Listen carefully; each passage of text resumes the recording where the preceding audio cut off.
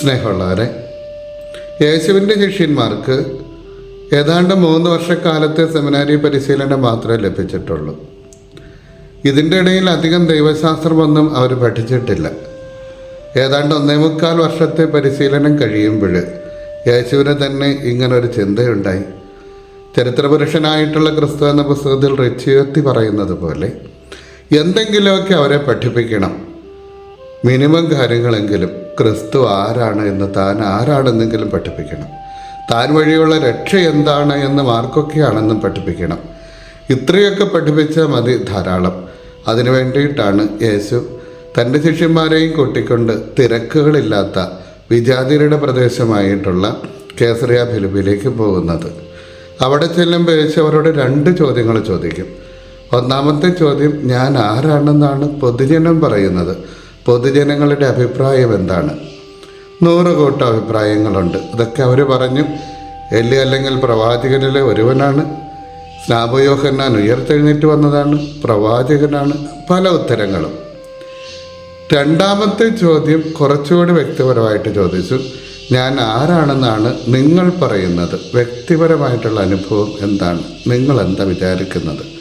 അവിടെ പത്രോസ് പറഞ്ഞു, നീ ജീവനുള്ള ദൈവത്തിൻ്റെ പുത്രനായിട്ടുള്ള ക്രിസ്തുവാണ്. ഇതായിരുന്നു യേശു പഠിപ്പിക്കാൻ ഉദ്ദേശിച്ചത്. ശിഷ്യന്മാർക്ക് ബോധ്യമാകേണ്ടത് അതായിരുന്നു. അതുകൊണ്ട് തന്നെ ഏറ്റവും നല്ല ഉത്തരവെന്നുള്ള തരത്തിൽ അവിടെ വെച്ച് തന്നെ പത്രോസിന് സമ്മാനങ്ങൾ നൽകി, പത്രോസിന് അഭിനന്ദനങ്ങൾ അർപ്പിച്ചു, സഭയെ പറ്റിയിട്ട് സൂചന കൊടുത്തു. ശിഷ്യന്മാർ ആരാണെന്നും അവരെന്ത് ചെയ്യേണ്ടവരാണെന്നുമുള്ള ദൗത്യബോധത്തിലേക്ക് വിരൽ ചൂണ്ടി അവരെയും കൂട്ടിക്കൊണ്ട് യേശു തിരികെ പോന്ന് ജെറൂസലേമിലേക്ക് യാത്ര ചെയ്യുകയാണ്. തൻ്റെ ദൗത്യം പൂർത്തീകരിക്കപ്പെടണം. അതുകൊണ്ട് യേശു പറഞ്ഞു, ഇതാ മനുഷ്യപുത്രൻ സഹിക്കാൻ പോവുകയാണ്, നമ്മൾ ജെറൂസലേമിലേക്ക് പോവുകയാണ്. അവിടെ മനുഷ്യപുത്രൻ വിജാതിയരുടെ കൈകളിൽ ഏൽപ്പിക്കപ്പെടുകയും ക്രൂശിക്കപ്പെടുകയും ഉയർത്തെഴുന്നേൽക്കുകയും ചെയ്യും. ജീവിക്കുന്ന ദൈവത്തിൻ്റെ പുത്രനായിട്ടുള്ള ക്രിസ്തുവാണ് എന്നുള്ള ബോധ്യ ശിഷ്യന്മാർക്കുണ്ടായിരുന്നുവെങ്കിലും അതേ ഉത്തരം പറഞ്ഞ പത്രോസ് പറയും, ഇത് നിനക്ക് സംഭവിക്കാതിരിക്കട്ടെ. അവിടെ യേശുവിന് ഒരു കാര്യം ബോധ്യമായി. ഇവർക്ക് കിട്ടിയിരിക്കുന്ന അറിവ് ശരിയായിട്ടുള്ള ക്രിസ്തുവിനെ പറ്റിയിട്ടുള്ളതല്ല. ക്രിസ്തുവാണെന്നറിയാം, പക്ഷേ ക്രിസ്തുവിനെ പറ്റി നേരായ അറിവ് കിട്ടിയിട്ടില്ല. ജെറൂസലേമിലേക്ക് പോവുകയാണ് എന്ന് പറഞ്ഞ് അവർ 2ാമത്തെ യാത്ര നടത്തി തിരികെ നടന്നു. എവിടെ? ഗലീലയിലെ ഏറ്റവും ഉയർന്ന മലയായിട്ടുള്ള താബോറിലേക്ക്. താബോർ അനുഭവം കൂടാതെ ജെറൂസലേമിലേക്ക് പോയാൽ തൻ്റെ ദൗത്യം തെറ്റിദ്ധരിക്കപ്പെടും. അതുകൊണ്ട് തന്നെയും 3 ശിഷ്യന്മാരെ മാത്രം കൂട്ടി യാക്കോബും യോഹന്നാനും പത്രോസും മാത്രമായിരുന്നു അവർ. ഈ 3 പേരെ മാത്രം കൂട്ടാൻ കാരണം അവർ ഏറ്റവും പ്രിയപ്പെട്ട ശിഷ്യന്മാരായിരുന്നു എന്നുള്ളത് മാത്രമല്ല, ഒരുപാട് പേരെ കൂട്ടിക്കൊണ്ട് എല്ലാവരോടും കൂട്ടിക്കൊണ്ടു പോയാൽ ഈ സ്വർഗീയ അനുഭവത്തിൽ നിന്നിട്ട് ദൗത്യബോധം മറന്നു പോകാം. യേശുവിന് തൻ്റെ ദൗത്യം നിറവേറ്റാൻ പറ്റാതെയും പോകാം. അതുകൊണ്ട് തന്നെ തനിക്കൊരു ബോധ്യത്തിൻ്റെ ആവശ്യമുണ്ട്, മാനസികമായിട്ടൊരു പിന്തുണ ആവശ്യമുണ്ട്. അതുകൊണ്ട് അവരെ കൂട്ടിക്കൊണ്ടുപോയി. എന്നിട്ട് ആദ്യത്തെ ചോദ്യത്തിൻ്റെ തന്നെ ഉത്തരം തേടുകയാണ്. ഞാൻ ആരാണെന്നാണ് ദൈവം പറയുന്നത്? മനുഷ്യർ പറയുന്നത് എന്താണ്? നിങ്ങൾ പറയുന്നത് എന്താണ് എന്നെ പറ്റിയിട്ട് ദൈവത്തിൻ്റെ അഭിപ്രായം? അവിടെയാണ് പിതാവായിട്ടുള്ള ദൈവം അവിടെ പ്രത്യക്ഷപ്പെട്ടിട്ട് സ്വരമായിട്ട് പറയുന്നത്, ഇത് എൻ്റെ ഏറ്റവും പ്രിയപ്പെട്ട, ഞാൻ പ്രസാദിച്ച എൻ്റെ പ്രിയപുത്രനാണ്. ക്രിസ്തു ആരാ? ആദ്യത്തെ ഉത്തരം തന്നെയാണ് പത്രോസ് പറഞ്ഞ ഉത്തരം തന്നെ, ജീവിക്കുന്ന ദൈവത്തിൻ്റെ പുത്രനായിട്ടുള്ള ക്രിസ്തു. പിതാവായിട്ടുള്ള ദൈവം പറയുകയാണ്, ജീവിക്കുന്ന ദൈവമായിട്ടുള്ള എൻ്റെ പുത്രനാണ്, ഞാൻ പ്രസാദിച്ച എൻ്റെ പ്രിയപുത്രനാണ്. പക്ഷെ അവിടെ മറ്റൊരു കാര്യം കൂടെ നടക്കുന്നുണ്ട്. ഏലിയായും മോശം അവിടെ പ്രത്യക്ഷനാകുന്നുണ്ട്. നിയമത്തിൻ്റെയൊക്കെ പ്രതീകമായിട്ടും പ്രതിനിധിയായിട്ടായിരിക്കണം മോശ. പ്രവചന ഗ്രന്ഥങ്ങളുടെയും പ്രവാചകന്മാരുടെയും പ്രതിനിധിയായിട്ടായിരിക്കണം അവിടെ ഏലിയായെ നമ്മൾ കാണുന്നത്. അവർ സംസാരിക്കുന്നത് എന്താണ് എന്നുള്ളത് കടന്നു പോകലിനെ പറ്റിയിട്ട്. എക്സോഡസ് എന്നുള്ള വാക്കാണ്. ഈ വാക്കിന് വലിയ പ്രാധാന്യം ദൈവശാസ്ത്രത്തിലുണ്ടെന്ന് നമുക്കറിയാം. അതായത് ഈജിപ്തിലെ അടിമത്തത്തിൽ നിന്നുള്ള കടന്നു പോകൽ, ഇതാണ് അവിടെ ഉദ്ദേശിക്കുന്നത്. കടന്നു പോവുകയാണ്. എന്ത് കടന്നു പോകുന്നു? പഴയ നിയമം കടന്നു പോകുന്നു, പുതിയ നിയമം വരാനിരിക്കുന്നു. മറ്റൊരു പ്രധാനപ്പെട്ട കാര്യം, അവിടെ പഴയ നിയമത്തിൽ മോശയാണ് നയിച്ചുകൊണ്ട് പോകുന്നത് ഇസ്രായേൽക്കാരെ ഈജിപ്തിൻ്റെ അടിമത്തത്തിൽ നിന്ന്.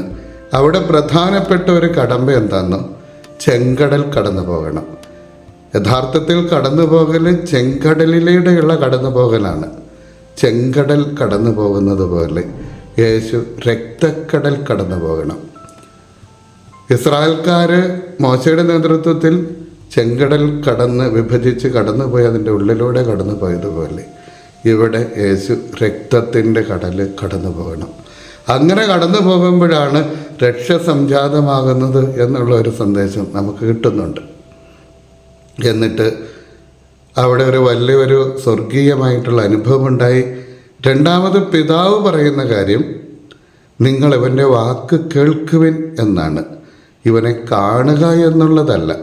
കാണാൻ പറ്റുന്നതിനേക്കാൾ അപ്പുറത്തേക്ക് വിശുദ്ധ മർക്കോസ് പറയുന്നത് പോലെ വലിയ പ്രഭയായിരുന്നു അവിടെ. അവൻ്റെ വസ്ത്രങ്ങൾ ഭൂമിയിൽ ഏതൊരലക്കുകാരനും വെളുപ്പിക്കാൻ പറ്റുന്നതിനേക്കാൾ കൂടുതൽ ശോഭയോടെ ആയിരുന്നു എന്നൊക്കെ നമ്മൾ വായിക്കുന്നുണ്ട്. നോക്കുക എന്നുള്ളതല്ല, കേൾക്കുക എന്നുള്ളത്. എന്താ കേൾക്കേണ്ടത്? ഇതിൻ്റെ പശ്ചാത്തലം ഞാൻ സൂചിപ്പിച്ചതുപോലെ പീഡാസഹനത്തെ പറ്റിയിട്ടുള്ള പ്രവചനമാണ്. അവിടെ അവൻ പ്രവചിച്ചത് സഹനത്തെ പറ്റിയിട്ട്, താൻ കടന്നു പോകാനിരിക്കുന്നതായിട്ടുള്ള പീഡകളെ പറ്റിയിട്ടാണ് പറഞ്ഞത്. അതാണ് നിങ്ങൾ കേൾക്കേണ്ടത്. പത്രോസ് പറഞ്ഞില്ലേ, ഇത് നിനക്ക് സംഭവിക്കാതിരിക്കട്ടെ, എതിര് പറയരുത്, ഇത് കേൾക്കണം നിങ്ങൾ. പീഡാസഹനത്തെ പറ്റിയും അതുവഴിയുള്ള മനുഷ്യൻ്റെ രക്ഷയെ പറ്റിയിട്ടും ഇനി നിങ്ങൾ മറുത്ത് പറയരുത്, ഇത് നിങ്ങൾ കേൾക്കണം. ഇതാണ് ശരിയായിട്ടുള്ള ജീവിക്കുന്ന ദൈവത്തിൻ്റെ പുത്രനായിട്ടുള്ള ക്രിസ്തുവിൻ്റെ ദൗത്യം ഇതാണ് എന്ന് നിങ്ങൾ മനസ്സിലാക്കണം.